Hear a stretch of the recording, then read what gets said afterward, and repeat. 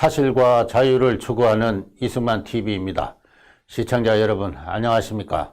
일본군 위안부 문제의 진실 시리즈 강의가 이어지고 있습니다. 오늘의 주제는 조선의 기생 또 한 범주의 위안부입니다. 오늘날 우리 한국인은 대개 19세기까지의 조선시대를 성도덕이 엄격한 성적으로 청결한 사회라고 생각하고 있습니다.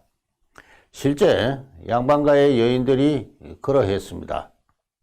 남편이 죽으면 평생 재가를 할 수 없었습니다. 남편이 있는 부인들에게도 정조의 율이 엄격하게 강요되었습니다. 부녀자가 외간 남자와 만나는 것은 법적으로 금지되기도 했습니다. 저는 이러한 조선왕조의 정책이 그리 아름다웠다고는 생각하지 않습니다. 여성의 인권을 심하게 제약하는 악법으로서의 성격도 갖고 있었습니다. 어쨌든 오늘날 우리 한국인들은 조선시대를 성적으로 청결한 사회로 간주하고 있는 가운데 20세기에 들어와서 성립한 오늘날에도 여전히 치성을 부리고 있는 매춘산업은 일본인이 가지고 들어온 나쁜 풍속이라고 생각하고 있습니다.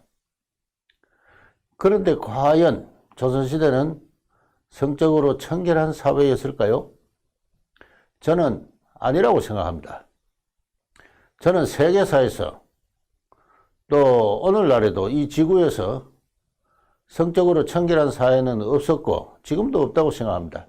물론 각기 상이한 법과 문화와 종교를 배경으로 해서 지역마다 민족마다 성모랄은 차이가 있겠지요. 조선시대의 여인들에게 강요된 엄격한 정조율은 어디까지나 고급 양반 신분의 가문, 그 아녀자가 대상이었습니다. 상민이나 천민 신분의 여인에게 정조율이 엄격하게 강요되지는 않았습니다. 물론 그 경계는 다소 애매합니다만 오히려 양반 신분의 남성에 의해 천민 신분 여성에 대한 성적 폭력이 광범하게 자행된 시대이기도 했습니다. 바로 오늘 이야기하는 기생이 그러한 성적 지배와 폭력의 대상이 된 천민 신분의 여인들이었습니다. 조선왕조의 지방행정기구나 군사기구인 감령이나 병령이나 군현이나 지인에는 관비, 곧 관에 속한 계집종이 있었습니다. 관비는 두 부류로 이루어졌습니다. 하나는 물을 깃고 밥을 하는 계집종인데 급수비라고 했습니다. 다산 정약용 선생은 그의 목민심서에서 천하에 불쌍한 것이 이들 급수비인데 얼굴이 초하고 머리도 봉발인데다 주야로 쉴 틈 없이 일하는 것이 너무나 고단하여서 수령된 자는 때때로 옷도 주고 양식도 주고 남편의 사정이 어떠한지도 보살펴서 혜택을 베풀어야 한다라고 했습니다. 다른 한 부류의 관비는 기생입니다. 달리 표현해서 주탕이라고도 했습니다. 기생은 관아에서 벌이는 잔치에 나가 노래를 하고 춤을 추는 역을 진 계집종이었습니다. 나아가 수령이나 관아를 찾은 빈객의 침실에서 숙직을 해야 했습니다. 그것을 가지고 방직 또는 수청이라 했습니다.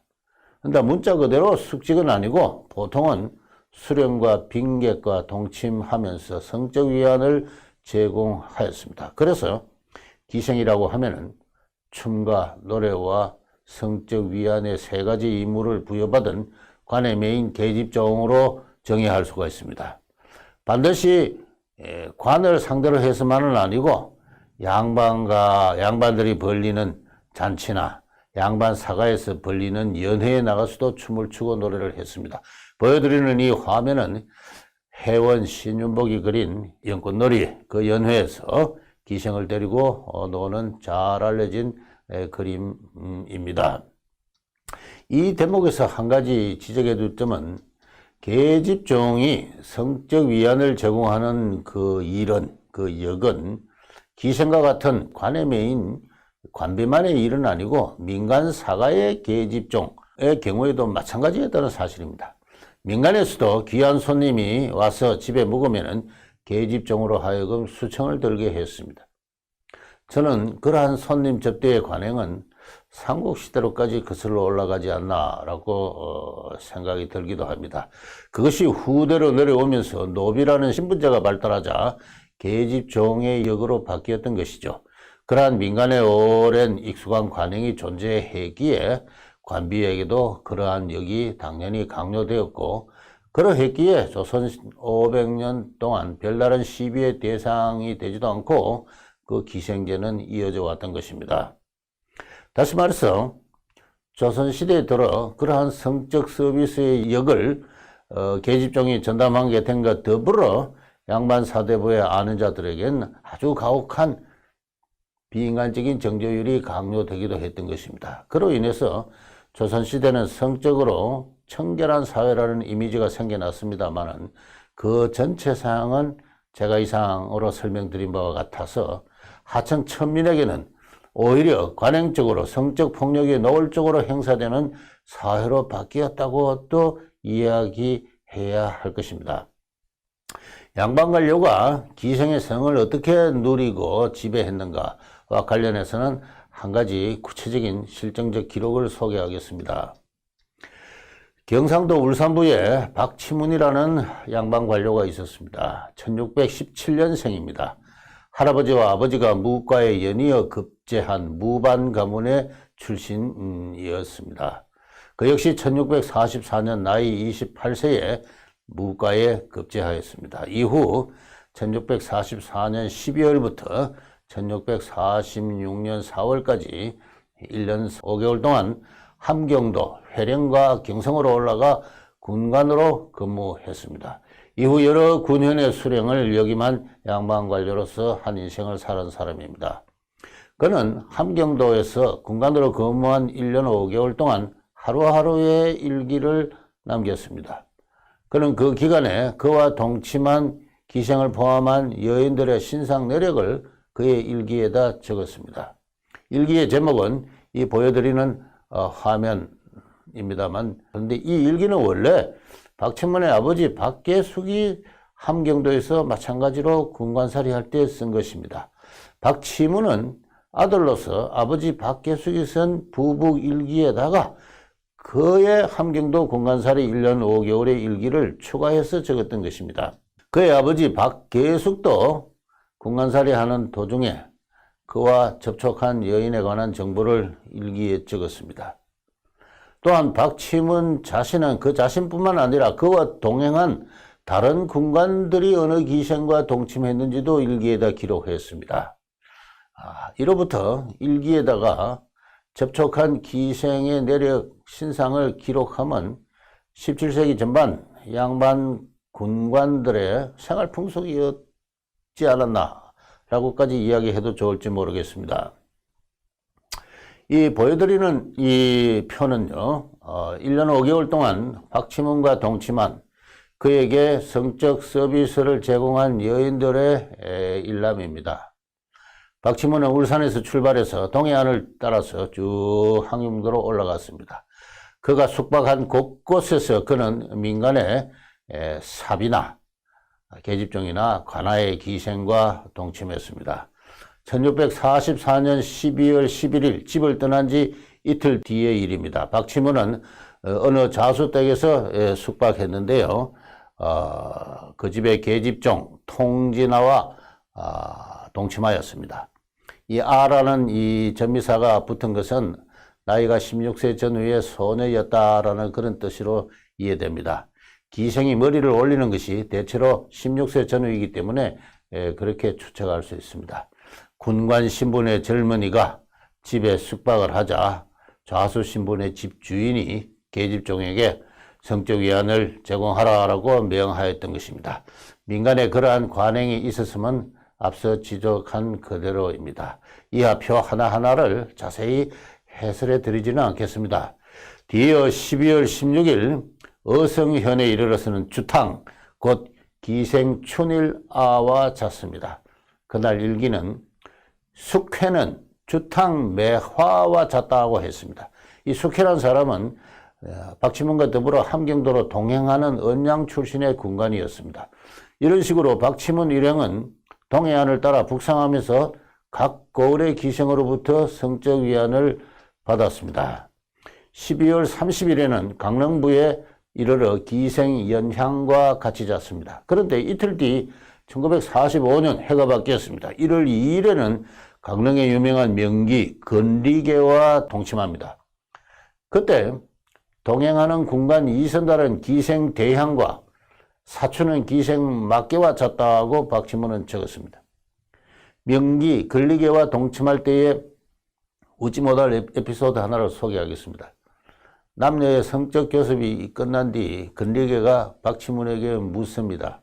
이틀 전에 연향과 잤느냐고 물었습니다. 박치문이 그렇다고 하자 건리계가 대성통곡을 합니다. 그러자 그의 어머니와 남동생이 와서 무슨 영문이냐고 묻습니다. 건리계가 말하기를 이 박선달이 이틀 전에 연향이와 잤는데 연향에게 성병이 있지 않느냐. 이제 내가 성병에 옮게 되었다 라고 말했습니다. 그러자 건리계의 어머니가 또 통곡을 합니다. 박치문은 일기에다 적기를 주와 객이 모두 근심하여서 근근히 밤을 새웠다라고 했습니다.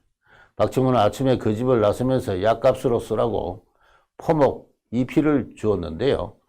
쌀 2석이었습니다. 꽤나 큰 화대를 지불한 셈입니다.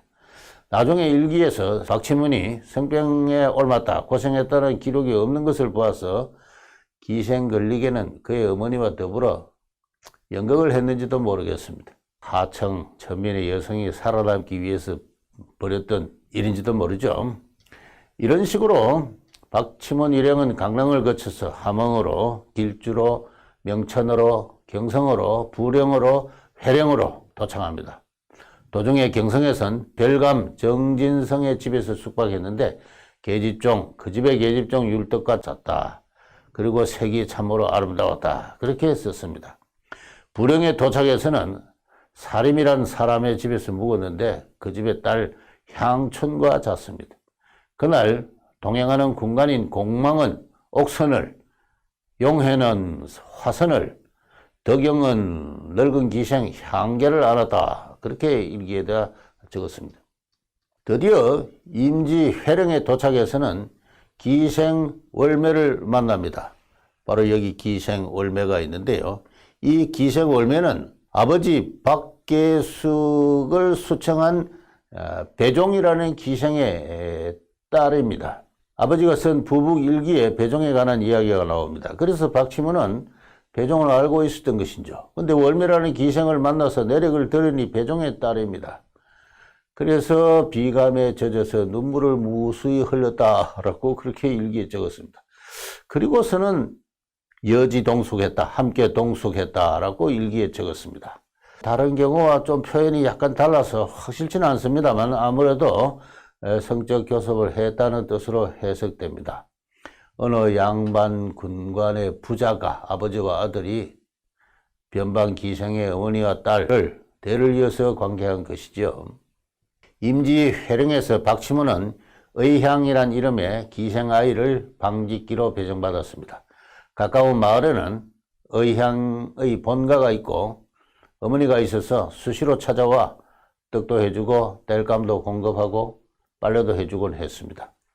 박치문이 회령에 머무는 동안 두 모녀는 성의를 다해 박치문을 모셨습니다. 그것이 기생신분의 모녀에게 부여된 역이었습니다. 국가가 부여한 역이었죠. 박치문은 방직비 의향에 만족하지 않고 설매라는 다른 기생과 대수차례 즐기는데 이 설매는 앞서 제가 소개한 월매라는 기생의 조카입니다. 그 지역의 기생들은 그 하나의 친족 집단을 이루고 있었던 것이죠. 왜? 기생이라는 신분은 세습되어야 했기 때문에 그렇습니다. 1945년 7월 박치문은 회령에서 경성부로 임지를 옮기는데 거기서는 향춘이라는 또 다른 방직기를 배정받게 됩니다. 그때 한 가지 또 웃지 못할 슬픈 이야기를 소개하겠습니다. 박치문은 배정을 받았는데 다른 군관은 방직기를 배정을 받지 못했어요. 기생이 모자랐던 것이죠. 그러자 경성부사가 태양이라는 민간의 계집종 사비를 불러서 너 방직기 구실을 하라라고 명을 합니다. 그러면서 하는 말이 너가 전 남편이 죽은 지 몇 년 동안 수술을 하고 있다고 들었는데 참으로 가상한 일이다. 그렇지만 방직기가 모자라니 어쩔 수 없다. 어느 군관을 집으로 데리고 가서 모셔라. 그렇게 명령을 합니다. 그렇지만 태양은 말을 듣지 않습니다. 그러자 경성 부사가 태양의 어머니와 오빠를 잡아와서 곤장을 칩니다. 그러자 태양이 할 수 없이 그 지정된 군관을 모시고 집으로 갔다는 이야기가 일기에 나옵니다. 박치모는 가히 우습다, 가소롭다 그렇게 적었습니다. 이처럼 양반 관료들은 천한 신분의 여인이 죽은 남편을 위해서 수절하는 것을 가상하다고 평가하면서도 그녀에게 의무도 없는 민간의 사비니까요. 수청을 강요했습니다. 말을 듣지 않으니까 어머니와 오빠를 잡아와서 장을 쳤습니다. 다시 말해서 관의 메인 기생이나 민간의 계집종이나 천한 여성의 성은 그녀의 것도 그녀의 남편의 것도 아니었습니다. 조선왕조와 그의 지배계급 양반 관료의 소유의 다름 아니었던 것입니다. 뒤이어 1945년 8월부터 10월까지 2달간 박치모는 경성부사를 모시고 북방을 순시합니다. 이 보여드리는 이 지도는 이 박치문이 근무했던 곳인데요. 저 멀리 온성군 한반도 최북단 온성까지 순시의 범위가 되었습니다. 그 험한 순행길에서 박치문과 수령은 곳곳에서 현지 기생으로부터 성적 위안을 받았습니다. 명천의 도상에서는 기생 격항과 잤는데 사또는 기생 옥매양과 잤다고 했습니다. 근데 옥매양은 이전에 박치근이 그 지역을 한번 통과할 때 관계한 여성이었습니다. 이 최북단, 이 온성에 도착해서는 민간의 계집종 애생과 잤는데 나이 17세로서 매우 미색이었다고 했습니다. 그 말을 사또가 듣고선 다음날 애생을 불러서 동침을 했습니다. 이런 식으로 양반 관료들은 국방을 위한 것인지 재미를 보기 위한 것인지 북방을 경비하고 있었습니다. 2달 뒤 10월 25일 박치근은 그의 임지 경원부로 돌아왔습니다. 그날 밤 일기는 기생, 향생과 천시 두 아이를 데리고 잤다고 했습니다. 역시 정력이 넘치는 28세의 청년이었던 것입니다. 이후 박치문은 울산 본가로 기양길에 오르게 됩니다. 이상과 같은 이 박치문의 여성 편력을 보면서 저는 여기에 멀지 않은 우리 역사에 또 한 범주의 군 위안부가 있었구나 라고 생각했습니다. 박치문을 읽은 사람이라면 역사가라면 누구도 그 점을 아마 부인하기 힘들 겁니다. 저는 그래서 이 도대체 기생이란 게 어떻게 생겨난 것인가 라는 것을 파헤쳐 보았습니다. 바로 이 책입니다. 그 기생의 역사를 작년 4월에 출간한 세종은 과연 성군인가 라는 책에서 소개하였습니다. 이 보여드리는 이 화면이 바로 그 책입니다. 관심 있는 분은 한번 참조해 주시기 바랍니다. 기생의 역사에 관해서는 통사로선 최초의 책이 아닐까. 비록 대중세의 형식을 빌리고 있지만 저는 대단히 학술적으로 썼다고 자부를 하고 있습니다. 기생의 역사는 신라나 고려시대로까지 올라갑니다. 그렇지만 세습적인 비천신분으로서 관비는 아니었습니다. 고려 기생의 아들은 관료로 높은 자리까지 출세하였습니다. 기생은 천한 신분의 관비이며 기생의 딸은 어머니의 신분을 세습해서 기생의 역을 져야 한다는 법이 만들어지는 것은 조선왕조 세종 때의 일입니다. 그와 같은 역사를 이 책에서 자세하게 썼습니다. 나아가 기생을 군위안부로 규정하고 그 설치를 제도한 사람은 역시 세종이었습니다. 오늘날 한국인이 역사상 가장 위대한 성군으로 위인으로 받들고 있는 바로 이 임금이지요. 이 사진 화면을 모르는 한국인은 아마 없을 겁니다. 세종로에 세워진 세종대왕의 좌상이지요. 한국사를 대표하는 최고의 위인입니다. 근데 과연 그럴까요? 제 책을 한번 일독해 주시기 바랍니다. 1435년의 일입니다. 세종은 박치문이 군관생활한 바로 그 지역, 즉 회령과 경성을 지칭하면서 북쪽 변방에서 근무하는 군사들이 집을 멀리 떠나서 추위와 더위에 고생이 참 많도다. 또한 일용의 잡다한 일을 일일이 해결하기가 어렵다. 이에 기내를 두어서 이 장교와 병사, 사조를 접대하게 함이 이치에 합당한 일이다 하면서 군사를 접대할 기내를 설치하라고 명을 했습니다. 이후 북쪽 변방 여러 고을에서는 물론 전국 각 고을에 기내들이 설치되었습니다. 큰 감령이나 군령에서는 기생이 100명이 넘기도 했으며 규모가 적은 고을, 군현에서는 20, 30명의 기생을 둠이 보통이었습니다. 박치면의 부북 일기에 의하면 1645년 당시 경성부의 기생이 100명이었습니다. 전국적으로 다 합하면 거의 1만 명에 이르지 않을까 저는 추측을 합니다. 이렇게 생겨난 군사위안제가 다름 아닌 조선의 기생이었습니다.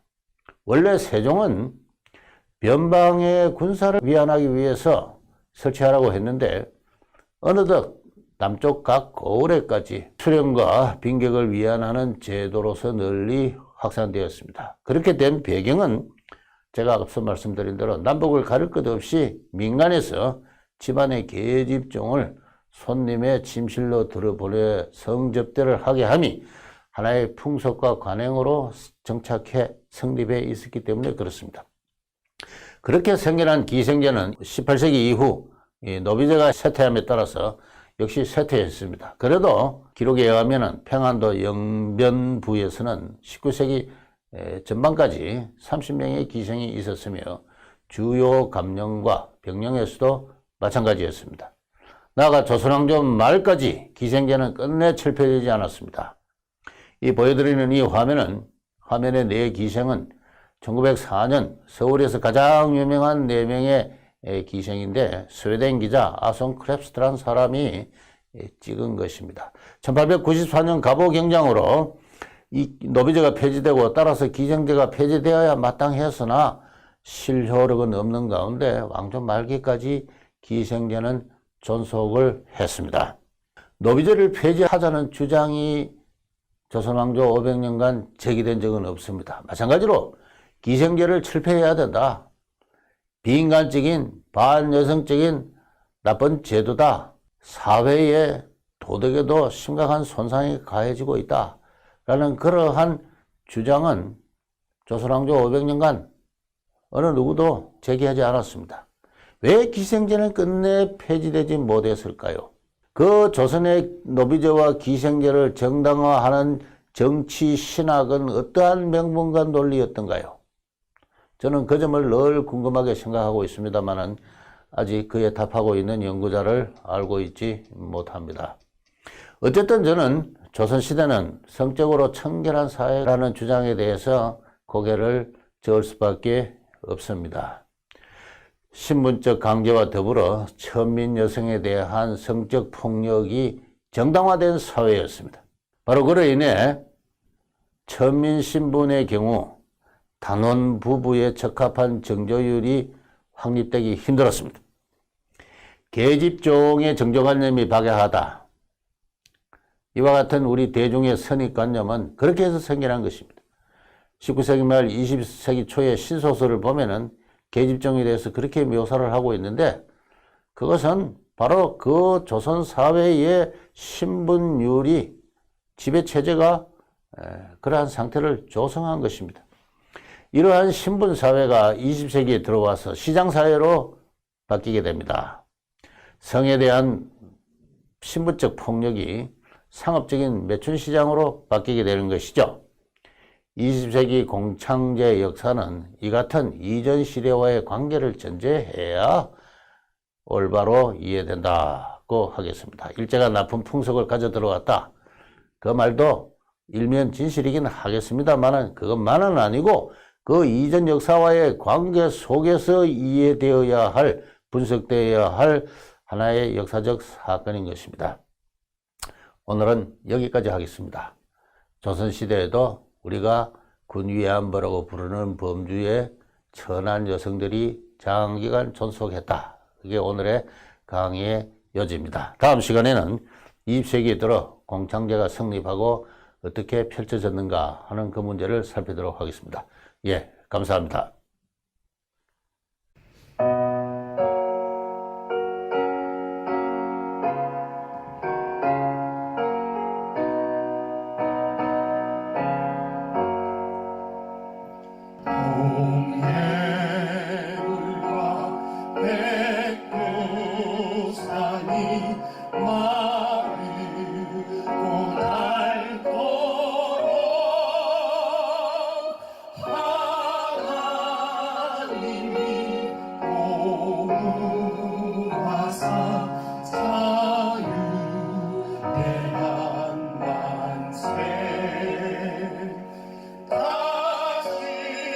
다시는 종례